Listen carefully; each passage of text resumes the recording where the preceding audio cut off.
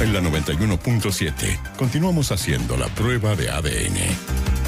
19:39. Estamos en contacto con Claudio Pardo, analista internacional. Claudio, ¿cómo estás? Muy buenas tardes. Juan Rafael, buenas noches. Aquí 4 horas más, como 30 grados menos. ¿Dónde estás, Claudio? Perdona, bienvenido. Estoy en Alemania. Hola, Carla. ¿Cómo estás? ¿Qué tal? Bien, pues aquí muy atentos a todas las noticias en este arranque de año tan intenso, y hoy día muy atentos a la situación judicial de Nicolás Maduro. ¿Qué te ha parecido lo que hemos visto hoy día en Nueva York, sentado Nicolás Maduro ahí en el banquillo de los acusados? Es interesante. El juicio a Nicolás Maduro va a ser interesante, va a ser tremendamente largo. Es interesante porque Nicolás Maduro está acusado de narcotráfico. Y no hay prácticamente nada en la acusación contra Maduro que respalde la idea de Estados Unidos de que Maduro controla un grupo narcoterrorista, en el sentido de que están intentando asesinar estadounidenses a través del uso de drogas como arma, que es la justificación que Estados Unidos se dio para atacar a las lanchas de narcotraficantes en el Caribe.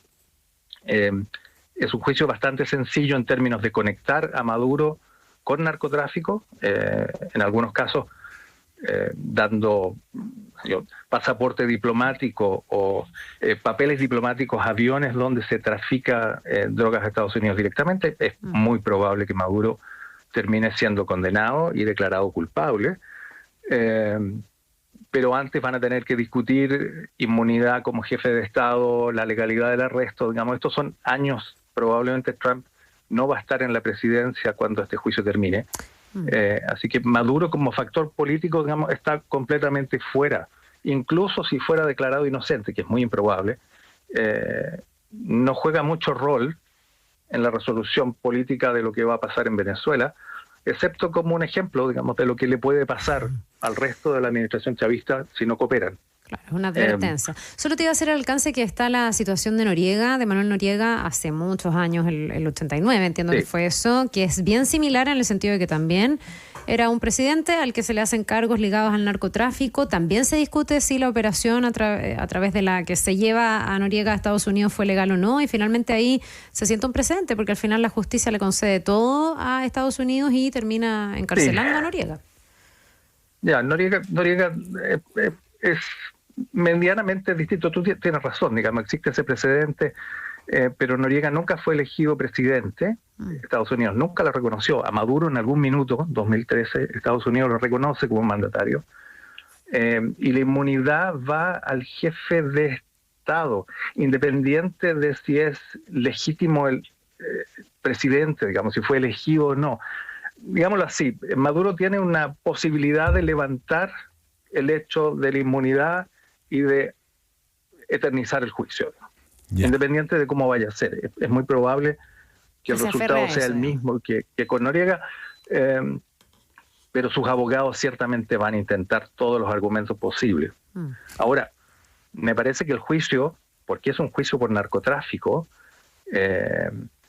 no es lo más interesante, para mí lo más interesante es la justificación que ocupa Estados Unidos para decir por qué seguimos involucrados en Venezuela después del arresto.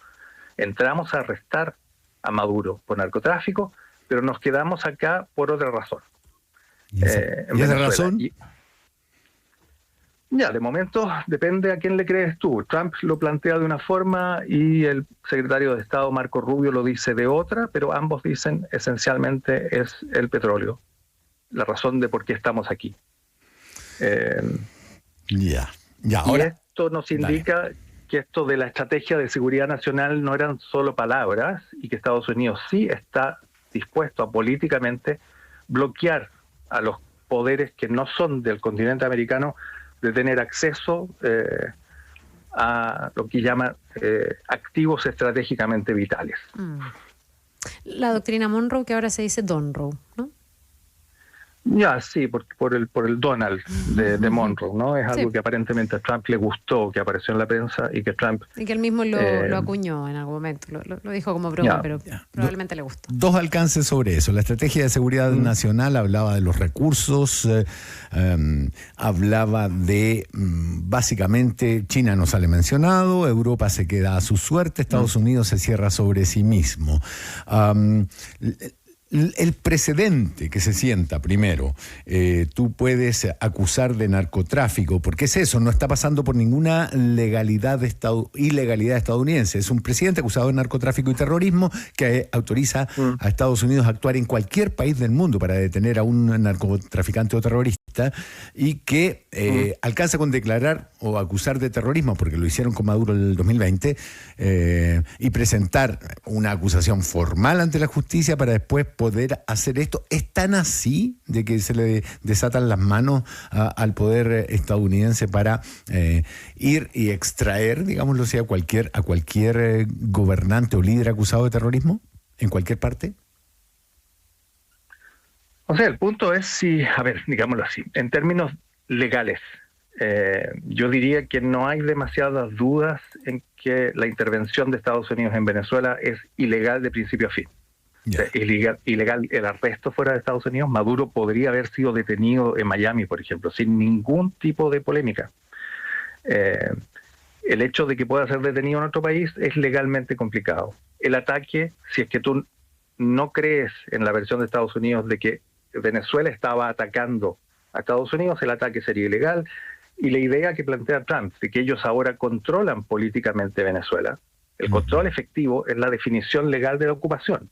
Entonces, todo eso aparece como ilegal. De hecho, te diría que la discusión de si es legal o no empieza a ser un poco fome en este minuto.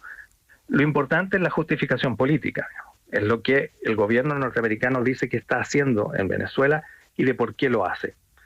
Trump, tú decías hace poco, habla de esta idea de que Venezuela en algún minuto les ha robado tierras y petróleo que pertenecían a Estados Unidos. Dice, nosotros creamos la industria petrolera venezolana y Venezuela nos roba esa industria petrolera.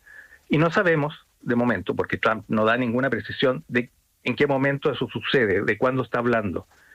Si Trump quiere decir que lo que él considera injusto o ilegal es la nacionalización del petróleo de mediados de los años 70, eso tiene una complicación, porque la nacionalización del petróleo es exactamente idéntica a la nacionalización del cobre en Chile.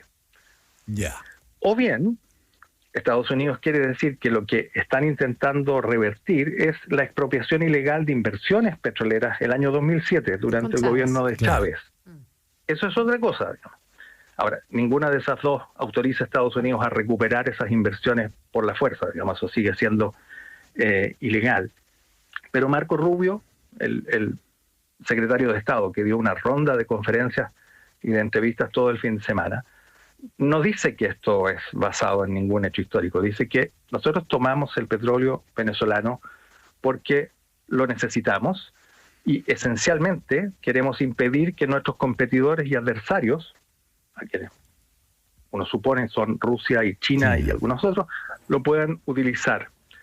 Y eso tiene otro cariz, otra preocupación, y es que Estados Unidos está hoy día diciendo que hay otras cosas que necesitan tener porque están siendo aprovechadas por Rusia y China, como por ejemplo Groenlandia. Y ahí quería llegar.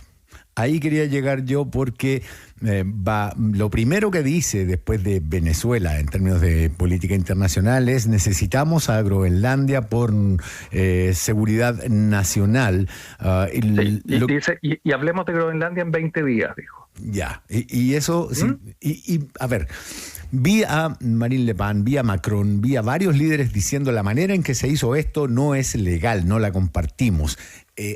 ¿Hay un link entre esas declaraciones sobre cómo se operó con Maduro? Independiente de que nadie va a rasgar vestiduras para defender a Maduro propiamente tal, ningún país europeo.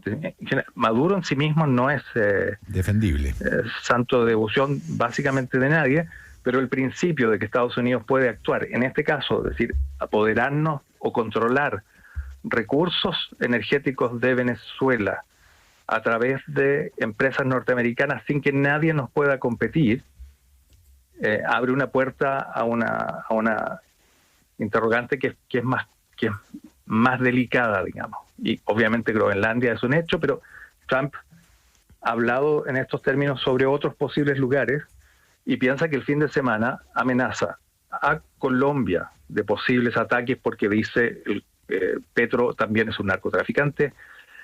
Dice que algo hay que hacer respecto del narcotráfico en México porque la presidenta de México no controla el país.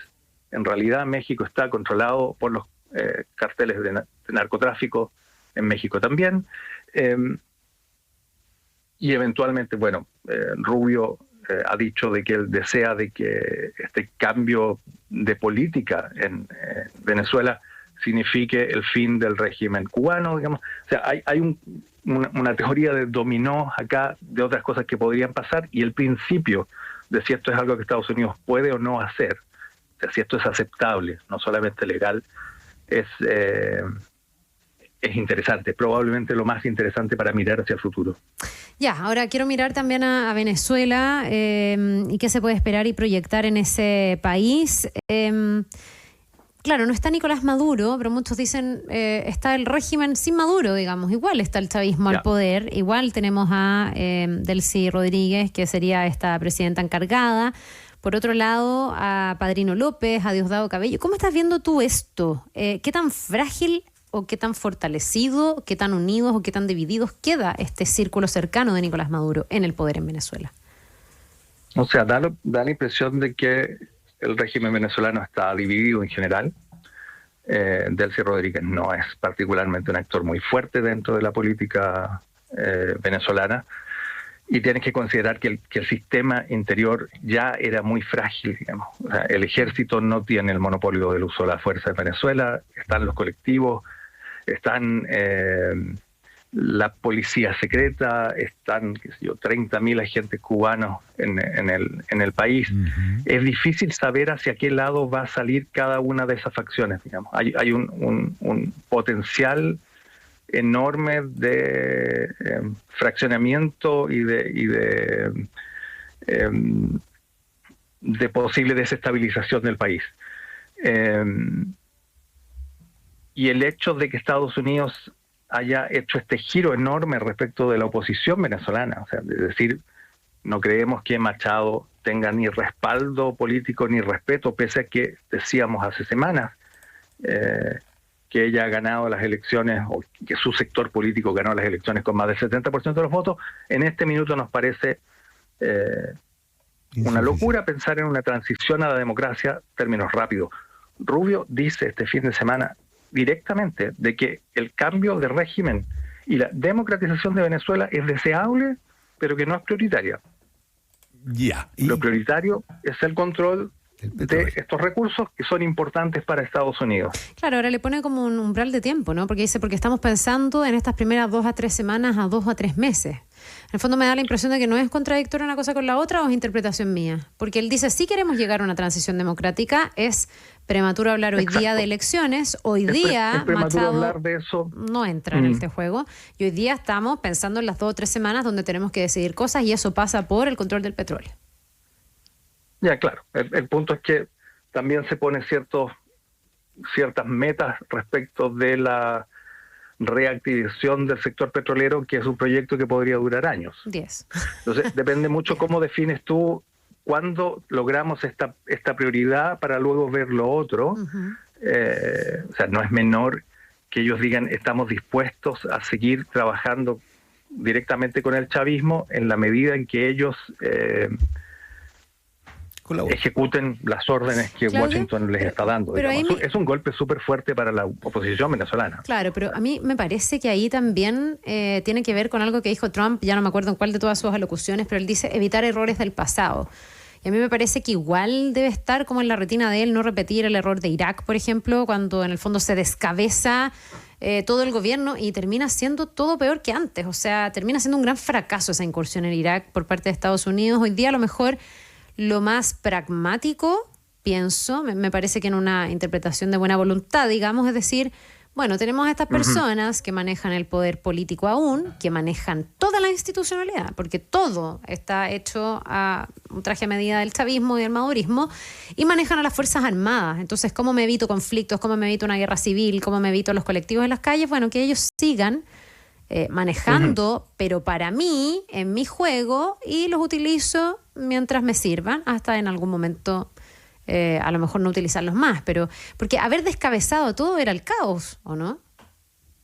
O sea, no con una intervención militar como la que vimos este fin de semana, o sea, hacer un cambio de régimen efectivamente, entrar y oponerse al gobierno por completo y al ejército y a la posibilidad de que las guerrillas colombianas de las ex-FARC y del ELN pudieran querer defender al gobierno de Maduro. Eso son palabras mayores. Efectivamente, esto parece ser el camino de menor resistencia para obtener los objetivos que Estados Unidos quiere obtener. Pero, de nuevo, es un balde de agua fría respecto de los que pensaban que una intervención de Estados Unidos iba a conducir a la democratización de Venezuela. Y hace, qué sé yo, 2 o 3 semanas, hay un dirigente venezolano que se llama Francisco Quico Toro, que es el fundador del Caracas Chronicle, de un medio de comunicación de oposición, fuerte oposición a Chávez y a Maduro, que hoy está en Estados Unidos. Él decía que su principal temor era que Estados Unidos estaba diciendo, mira, queremos liberar Venezuela y queremos liberar el petróleo, y que tal vez van a optar por priorizar una de esas dos cosas y trabajar con algún tipo de dictadura afín a Washington, sin llegar nunca a democratizar el país. Yo creo que ese temor de Quico Toro hace 2 o 3 semanas, hoy día se ve bastante más posible, porque básicamente Marco Rubio ha dicho que la democratización es, de nuevo, deseable, pero no prioritaria. Don Claudio Pardo, ha sido un verdadero placer. Muchas gracias por el informe, compadre. Un abrazo. Un abrazo. Gracias, Claudio. Chao. Que te vaya bien. Chao, chao.